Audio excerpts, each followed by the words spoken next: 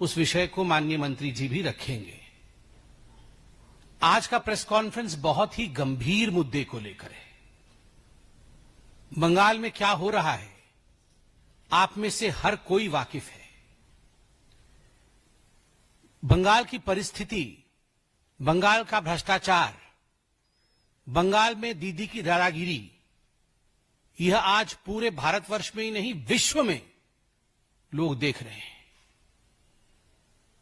अभी ऑक्सफोर्ड में जाके ममता बनर्जी ने कहा कि मैं टाइग्रेस हूं। कोई टाइग्रेस कभी भ्रष्टाचार में लिप्त नहीं होता।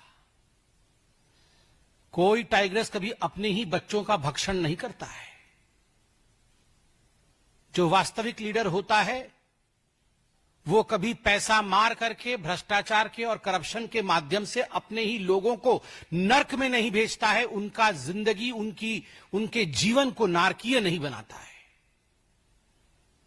मगर बड़े दुख के साथ कहना पड़ रहा है कि ममता बनर्जी एवं उनकी सरकार ने बंगाल में जिस प्रकार से भ्रष्टाचार को अनलीश किया है, भ्रष्टाचार को खुलेआम छोड़ रखा है, आज उसका गाज लाखों लोगों के ऊपर पड़ा है। आप सबने देखा कल सुप्रीम कोर्ट, भारत का सर्वोच्च न्यायालय सुप्रीम कोर्ट ने बंगाल में जो स्कूल भर्ती घोटाला हुआ था, स्कूल भर्ती घोटाला 2016 से 2021 के बीच लगभग 23 से 24 लाख एप्लीकेंट बंगाल के अंदर टीचर और नॉन टीचिंग स्टाफ की पोस्ट्स जो एडवर्टाइजमेंट के माध्यम से निकली थी, उसमें उन्होंने अप्लाई किया था। और 2016 से 2021 के बीच लगभग 25,780 से अधिक टीचर और नॉन टीचिंग स्टाफ का रिक्रूटमेंट किया गया था। और उसमें इतने बड़े तादाद में भ्रष्टाचार हुआ था कि इस विषय को लेकर अनेकों लोग कोर्ट में गए थे। और उस समय बंगाल में इसे ब्राइब फॉर जॉब स्कैम, पैसा लेकर काम देने वाला scam, bribe for job scam और स्कूल भर्ती घोटाले के नाम से जाना गया। अप्रैल 22, 2024 में कलकत्ता के हाईकोर्ट ने बड़ा स्पष्ट निर्णय दिया। उन्होंने यह निर्णय दिया कि ये जो 25,780 रिक्रूटमेंट जिनकी हुई है, यह रिक्रूटमेंट प्रोसीजर फॉल्टी है, ये भ्रष्टाचार से मारा हुआ है, पैसा लेकर गलत तरीकों से ओएमआर सीट जो होती है, उस ओएमआर सीट जिसको कि ऑप्टिकल मार्क रिकॉग्नाइजेशन शीट कहते हैं, जब ये एग्जाम होता है तो इसकी शीट की इवैल्यूएशन होती है, उसको डिस्ट्रॉय कर दिया गया ताकि ये पता न चले कि कौन सही है और कौन गलत है, ताकि जो सबसे नीचे के पायदान पे जिस कैंडिडेट का मार्किंग हुआ है उसको ऊपर लाके एक हायर रैंक में स्थापित किया जा सके। जो टॉपर नहीं है उसको टॉपर बना दिया जाए, जिसने क्वालिफाई नहीं किया और ओएमआर शीट में कोई भी प्रश्न का उत्तर नहीं दिया, उसको किस प्रकार से रिक्रूटमेंट दे दिया जाए पैसे के बल पर। तो कलकत्ता हाईकोर्ट ने 22 अप्रैल 2024 में स्पष्टतः कहा कि इसे खारिज किया जाए, दूसरी बार अपॉइंटमेंट प्रोसेस शुरू की जाए और सबसे बड़ी बात सीबीआई की जांच हो। सीबीआई की जांच हो। आप याद करिए उस समय किस प्रकार ममता बनर्जी और उनके जो साथी हैं टीएमसी के, सीबीआई के खिलाफ, ईडी के खिलाफ अनर्गल बयानबाजी कर रहे थे। सीबीआई कैसे राज्य में प्रवेश नहीं करे। और ये जो इंडी अलायंस वाले हैं सब भ्रष्टाचारी, ये सारे भ्रष्टाचारी मिलकर हम कर्नाटक में सीबीआई को घुसने नहीं देंगे, हम बंगाल में सीबीआई को घुसने नहीं देंगे, जहां कांग्रेस शासित राज्य या इंडी के गठबंधन के लोग हैं वहां सीबीआई नहीं घुसेगी। क्यों नहीं घुसेगी? क्योंकि वहां हम डाका डालेंगे, हम वहां चोरी करेंगे और हमारी चोरी सीना जोरी के दम पर होगा, कोई हमें पकड़ने की हिम्मत नहीं करेगा। और कल सुप्रीम कोर्ट ने chief justice of India Sanjeev Khanna और जस्टिस संजय कुमार की बेंच ने अपना फाइनल जजमेंट सुनाया। जब हाई कोर्ट ने यह जजमेंट दिया था खारिज करने का, तो 126 एप्लीकेंट गए थे सुप्रीम कोर्ट में अपना एप्लीकेशन दायर करने के लिए, अपील दायर करने के लिए कि हाई कोर्ट के इस जजमेंट को खारिज कर दिया जाए। उसमें से एक एप्लीकेंट वेस्ट बंगाल की सरकार भी थी। सरकार ने कहा नहीं, ये हाईकोर्ट गलत बोल रही है, ये हाईकोर्ट हमारे एजुकेशन सिस्टम को ध्वंस करना चाहती है। तो हाईकोर्ट के इस फरमान को, हाईकोर्ट के इस डिसीजन को खारिज कर दिया जाए। सोचिए, ऐसा बोला था वेस्ट बंगाल की सरकार ने। सुप्रीम कोर्ट ने उस समय स्टे ऑर्डर दिया कि ठीक है, अभी स्टे करिए, हम पूरे तफसील से स्टडी करेंगे। उन्होंने सब पे स्टे ऑर्डर दिया, तफसील से इसमें पूरी स्टडी हुई। और कल सुप्रीम कोर्ट ने 2 जजों की बेंच, जिसमें chief justice of India Sanjeev Khanna और जस्टिस संजय कुमार, दोनों ने अपना जजमेंट सुनाया। मैं जजमेंट का एक अंश पढ़ के सुनाता। We have gone through the facts regarding findings of this case. Entire selection process is vitiated by manipulation and fraud. हमने इस केस के तथ्य को जांचा है, पूरे केस के तथ्य को जांचा है, सुप्रीम कोर्ट कह रही है। और पूरा का पूरा मामला जो सिलेक्शन प्रोसेस है वो मैनिपुलेटिव है, उसको मैनिपुलेट किया गया है और फ्रॉड है, धोखाधड़ी है, धोखा दिया गया है। Credibility and legitimacy has been denuded. Credibility और legitimacy की धज्जियां उड़ गई हैं। किसकी credibility और किसकी legitimacy की धज्जियां उड़ी है? ममता बनर्जी की सरकार, वेस्ट बंगाल की सरकार और वेस्ट बंगाल की मुख्यमंत्री ममता बनर्जी की क्रेडिबिलिटी और उनकी लेजिटिमेसी की धज्जियां उड़ गई हैं। यह सुप्रीम कोर्ट ने कहा है, ये कोई भारतीय जनता पार्टी नहीं कह रही। No reason to interfere in the high court judgment. Supreme court ने कहा कोई कारण नहीं है कि जो हाई कोर्ट की जजमेंट है उसमें हम इंटरफियर करें। हाई कोर्ट ने ठीक कहा है, tainted candidates must be terminated. 23 lakh से 24 लाख युवकों ने, युवतियों ने दिन रात पढ़ाई करके एप्लीकेशन भरा कि हम टीचर बनेंगे, नॉन टीचिंग स्टाफ में जाएंगे, हमारा जीवन आगे बढ़ेगा, बूढ़ी मां बाप को हम पालेंगे।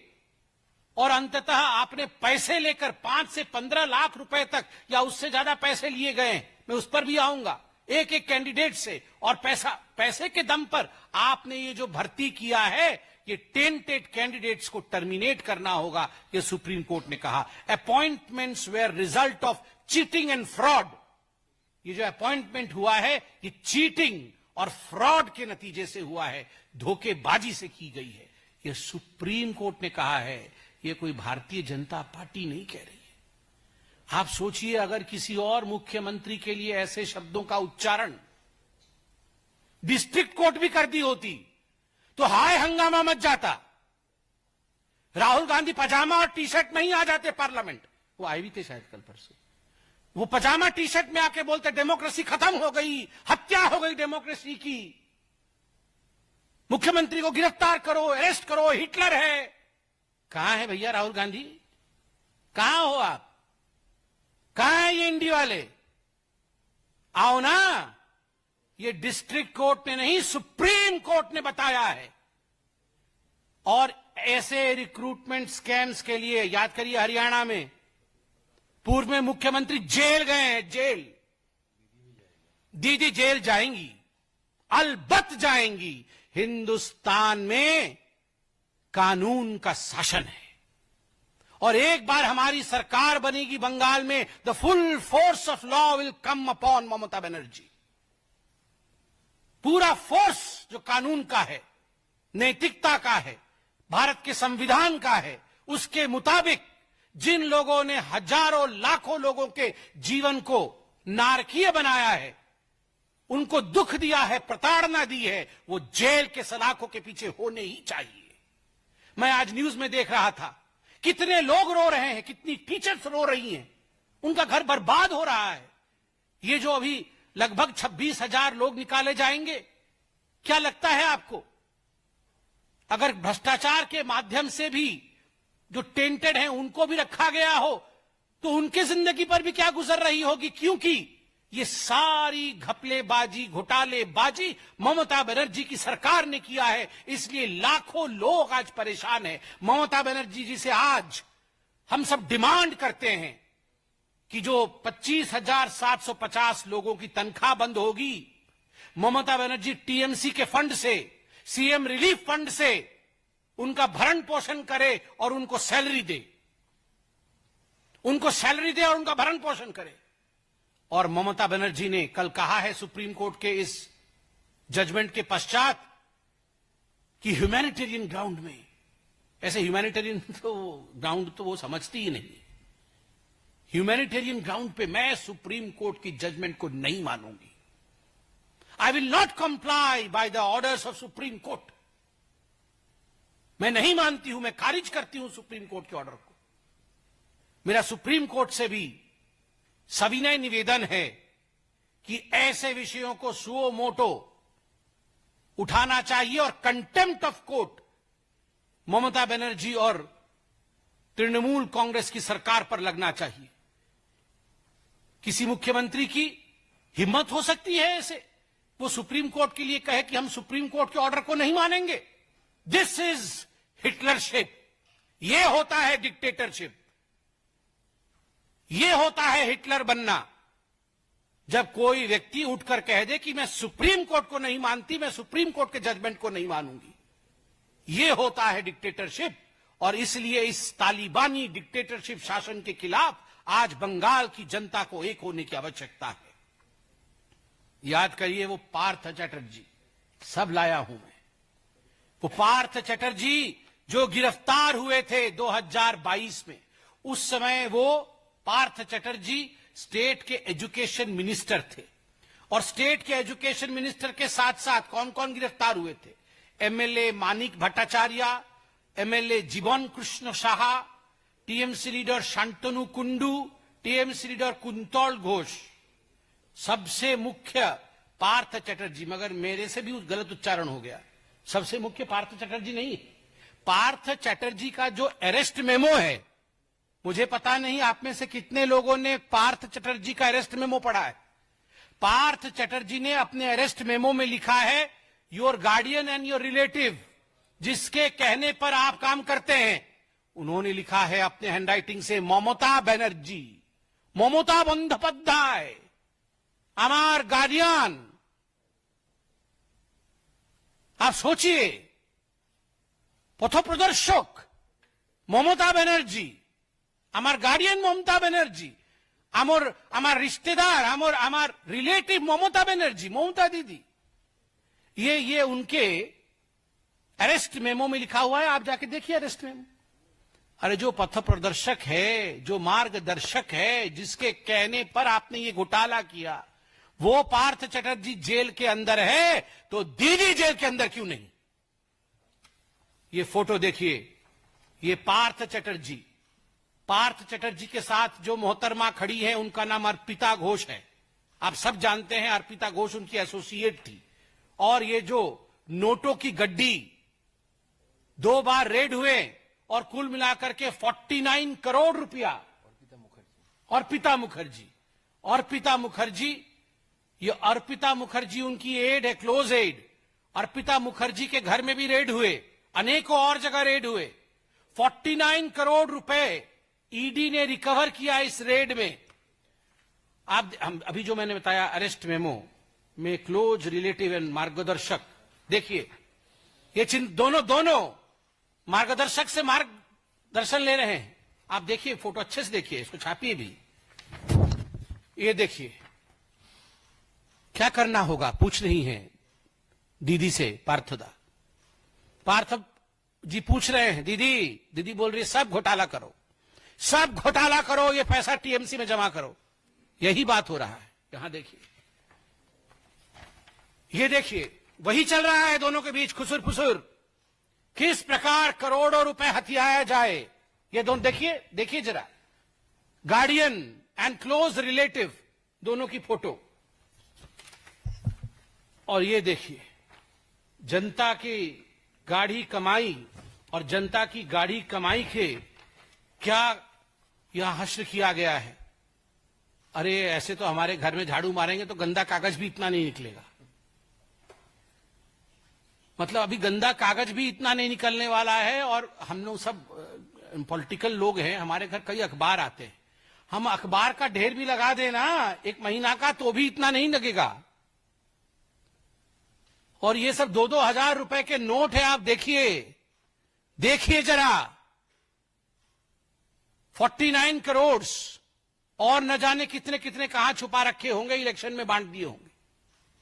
और ये किसकी खून पसीने की कमाई है? ये वो जो 24 लाख एप्लीकेंट आए थे, उन 24 लाख एप्लीकेंट की खून पसीने की कमाई है, खून पसीने की कमाई। मुझे अब सिर्फ इतना कहना है कि Mamata Banerjee has no right to stay in power now. Mamata Banerjee को कुर्सी छोड़ना होगा। ममता बनर्जी को रेजिग्नेशन देना ही होगा। वो ह्यूमैनिटेरियज्म की बात करती है, मानविकता की बात करती है, मां माटी मानुष की बात करती है। अगर उनमें इतना भी तनिक भर भी कहीं सेंस ऑफ रेस्पॉन्सिबिलिटी बाकी है तो तुरंत आज के आज ममता बनर्जी को रेजिग्नेशन दे देना चाहिए, नंबर 1। नंबर 2, स्पष्ट रूप से हम कहना चाहते हैं, जिन लोगों को निकाला जाएगा उन लोगों को तनख्वाह देने का काम ममता बनर्जी की सरकार करे। नंबर 3, हम जानते हैं ये जो मुद्दा है ये आज बंगाल का ही नहीं पूरे भारतवर्ष का एक बड़ा मुद्दा है। और आज ही आप देखिएगा ममता बनर्जी कुछ ना कुछ ऐसे दंगे इत्यादि भड़काना शुरू कर देगी बंगाल के अंदर, ताकि किसी भी कीमत पर लोगों का नजर इस घपले से हट करके लोग अपने आप को बचाने में, लोग अपने आप को किस प्रकार से सुरक्षित रखे उस पर लगेंगे। Civil instigate fears among people. आप देखिएगा आज भय का वातावरण बंगाल में बना देगी। वो कुछ ना कुछ करेगी ऐसा जिससे वहां भय का वातावरण हो जाए। और मैं कहना चाहता हूं ममता जी से और टीएमसी से, कुर्सी खाली करो, कुर्सी खाली करो कि जनता आती है। चेयर खाली करो, जनगण आसछे, जनगण आसछे। ममता दी चेयर खाली करो, करते होबे, अन्य उपाय ना करते होबे, चेयर खाली करते होबे। बहुत बहुत धन्यवाद।